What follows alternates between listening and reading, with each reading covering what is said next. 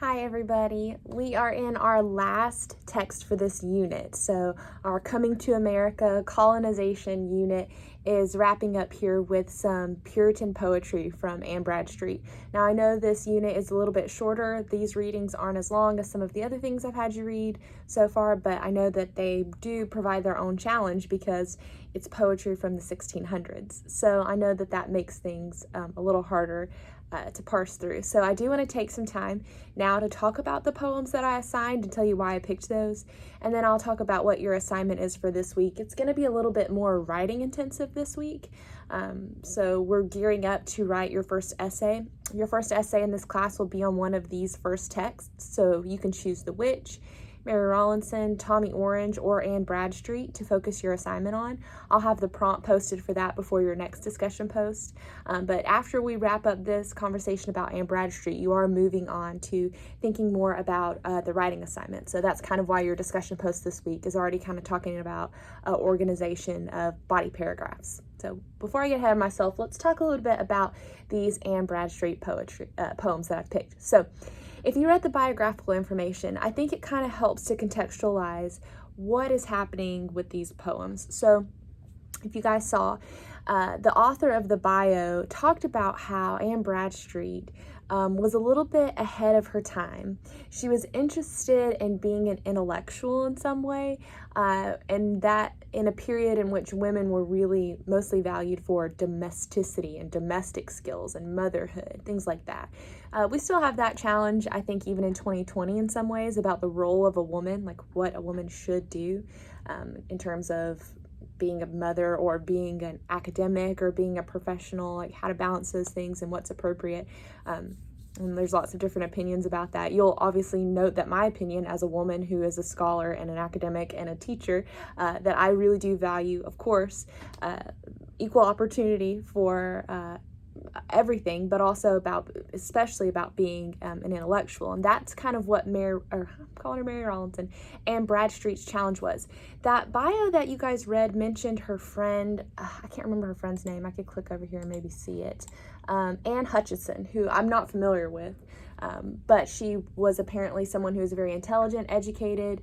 She had those religious meetings where she talked about her ideas about the Holy Spirit that kind of contradicted traditional Puritan values.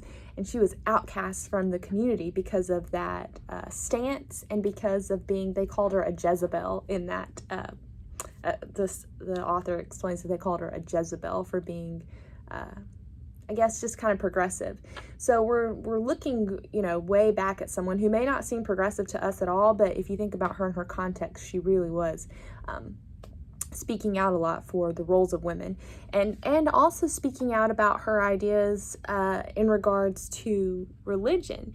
Another thing that I wanted to point out, towards the end of that biographical paragraph, at the end of the reading, the author reminds us that even though she was a Puritan, she often doubted and questioned the power of male hierarchy, questioning God also, or that harsh Puritan concept of this judgmental God. Remember, we talked about that with the witch, that God was something to be feared for these people. So she questioned that sense of harshness. And she expresses a love for the world. So you need to think about this Puritan ideal as being, this is a Christian concept that you shouldn't love the tangible things in the world as much as you aspire to a holy, transcendent, heavenly experience. That your religious relationship or belief is more important than the physical, everyday kind of experience. So you have to hold your life loosely in your hands, like not gripping onto anything that's in the world, and instead be looking heavenly. That's, if I'm boiling it down too much, and it's not your Christian belief, please don't take offense to that, but know that that's like kind of a baseline thing to think about with some religion, particularly Christianity, that is really looking heavenly. I think Anne Bradstreet had a problem with that herself because she realized how much she loved her husband and how much she loved her home. She was concerned when it burned down. We'll look at that poem in a second. But she has a conflict with herself because she's like, I'm supposed to just love God and be working towards heaven all the time, but I really enjoy being a human You know, I enjoy these humanly things, not bad human things, but she couldn't figure out how to balance what she was supposed to be, was like a religious person, with being also a person. So let's look at some poetry to kind of explain that. I'm going to pull it up on my screen so I can read a couple quotes for you guys. I'm going to skip over the first one that's on the reading here to jump into the Burning of Her House poem. It's the second one on your list.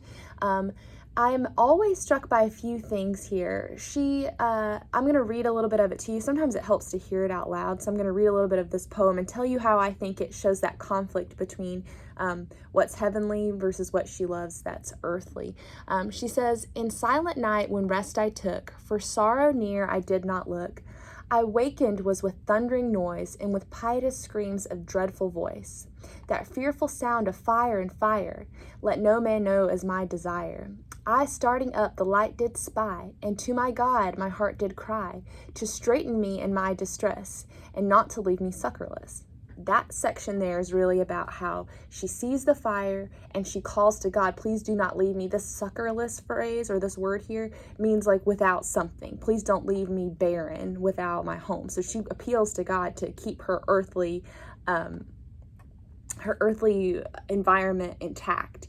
It ends up burning down, and if you'll look at the very bottom of that poem, you'll see more of this conflict. So I've just read the first kind of stanza, and I'm going down to the bottom. She says, "Thou hast a house on high erect, framed by the mighty architect, with glory richly furnished, stands permanent, though this be fled. It is purchased and paid for, too, by him who hath enough to do." So she says, okay, I really wanted my house. Even then she thinks about there will be no more guests who will eat at this table. No one will sit around this candle, etc. and so forth. Here's the trunk, here's the chest. Like, she catalogs the things that she loves in her home and prays that they don't get burned down. But when they do get burned down, she ends up like, okay, well, God has me a mansion in heaven, so it's okay.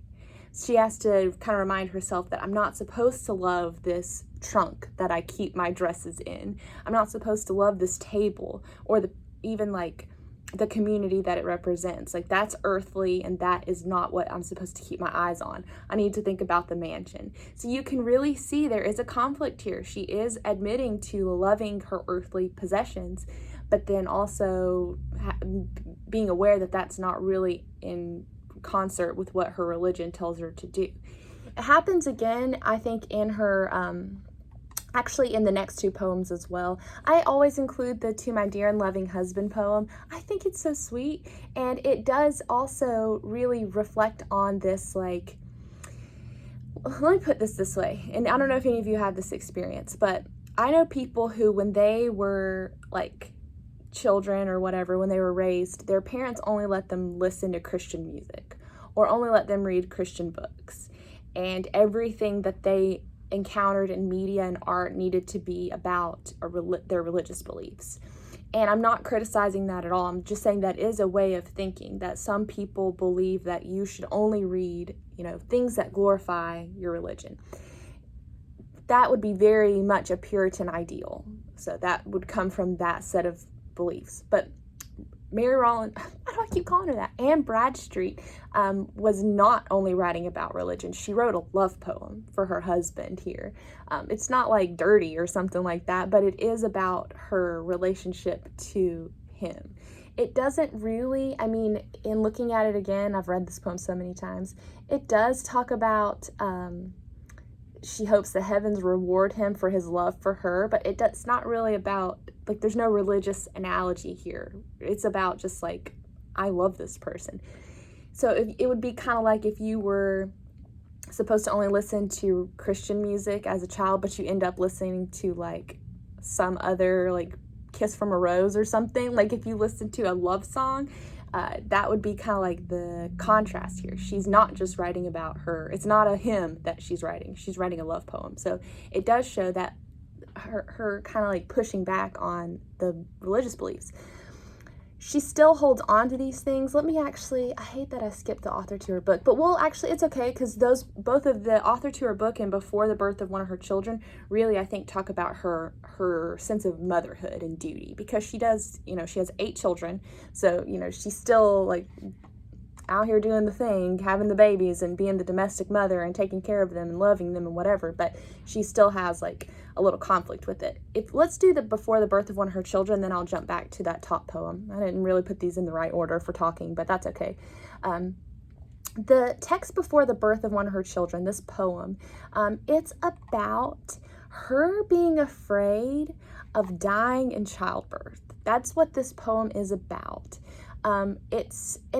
She calls it a common thing, inevitable, because if you think about like giving birth in the 1600s, you have a higher risk of dying. Like, I don't know the statistics, you could look it up if you're that curious, but if you don't believe me, look it up. But you have much more of a chance of dying in childbirth because there's not the same kind of like medical support that we have now, obviously. So what she's a lot afraid of is dying. And the thing that stands out to me always when I read this poem, I'm looking down towards the bottom. She is writing this essentially to her husband and saying like, she says, protect them from stepdame's injury. She's saying, don't let some other woman come in here and be mean to my kids. Like, she's worried about what will happen to them if she's not there. She even says like, and when, this is at the bottom too, and when thou feels no grief as I no harms, yet love thy dead who lay long in thine arms. She's asking him to remember her too. She's asking her husband to not forget and to like actually feel okay to grieve her loss. So her perception of death here is, okay, what am I going to miss? What could happen without me being here? Like, what is going to happen to my children? What are you going to think about me? Like, how is this going to work? Instead of thinking, oh, well, I'll just be in heaven and it'll be fine. You know, her death for her, like the fear of her death, goes back to what will happen on earth without her being there, which is, I wouldn't call it sacrilegious, but it is extremely progressive and kind of deviant from the tradition that would just ask you to think, well, if you die, you're in heaven, so who cares? You know, that's the earth. But her death poem is about earth, not about heaven. She's not like, oh, it'll be great because I was in heaven anyway. That's not the mood. The final thing is, we'll talk about this author to her book. This poem is about how her poetry was published without her consent. I think it was her brother-in-law that published some of her poems in her lifetime. I might be getting that wrong. It was a male family member. And she's talking about, so the author to her book, she acts as if her book is like her child. She calls it her offspring, her rambling brat. She talks about it being dressed in rags, as if like you have a kid that you didn't dress up or clean up well. So she's kind of talking, and she even talks about it being birthed. Who after birth didst by my side remain, till snatched from thence by friends less wise than true, who thee abroad exposed to public view. So she's talking about like, gosh, you published my stuff and it wasn't ready. And she likens her art to her role as a mother, which would be extremely progressive to think about something that's not a child being a thing that you as a woman could nurture. I hope that makes sense. It doesn't make sense now because we all have hobbies. In 2020, you know, most people aren't just like, oh, the only thing I do is children. And that's okay if it is. But you remember, this is about choice. And so if you do choose that like domestic, maternal, stay at home only kind of role, that's great if you really like that and you really want it. But what we're seeing here is somebody like Anne Bradstreet who had other interests. She did want to be an academic. She did want to write. But she was having that conflict of, this is my child in the flesh, and then this is another baby of mine that I'm not able to make the best that I want it to, you know, and that someone else is kind of controlling by ripping it from me to publish. I hope my talking about these poems individually helps them make a little bit more sense. I know it's a challenge to read poetry. I do recommend reading it out loud to yourself. Anytime you read poetry, if you're like still lost on it, read them all out loud again, because it really just helps you hear the rhythm of what the author is trying to say.